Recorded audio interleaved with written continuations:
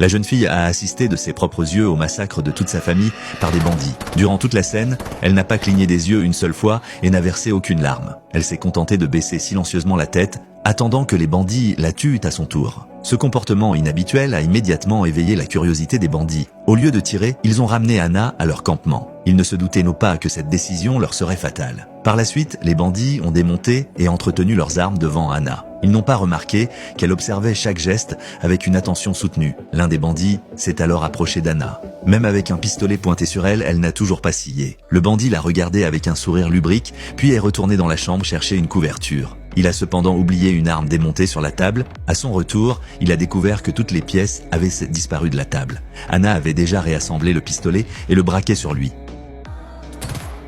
La détonation a immédiatement alerté les autres. Ils ignoraient qu'Anna les attendait de pied ferme. En un instant, les 3 autres bandits se sont effondrés, touchés par balle. Anna a ensuite pris des ciseaux et coupé ses longs cheveux. C'est alors que Mike, un tueur à gages, s'est glissé discrètement dans la maison. En ouvrant la porte, il a trouvé plusieurs corps au sol. Ne voyant personne, il s'est empressé de remplir un sac d'argent liquide.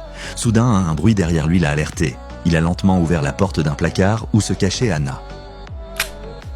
Heureusement, le pistolet d'Anna était vide. Mike ne lui a fait aucun mal. Au contraire, voyant qu'à un si jeune âge, elle possédait déjà un tel courage, il a jugé qu'elle pourrait devenir une tueuse d'élite. Sans hésiter, Anna l'a suivie. Ils sont rapidement arrivés à la frontière. Pour éviter les complications, Mike a glissé un pourboire dans les passeports. Mais après avoir pris l'argent, le garde-frontière n'a laissé passer que Mike et a retenu Anna. Quand Mike s'est avancé pour protester, le soldat a sorti son arme. Mike n'a eu d'autre choix que de feindre de dire adieu à Anna. Le soldat ne réalisait pas encore qu'il venait de s'en prendre à la mauvaise personne. Ce film s'intitule Le Disciple.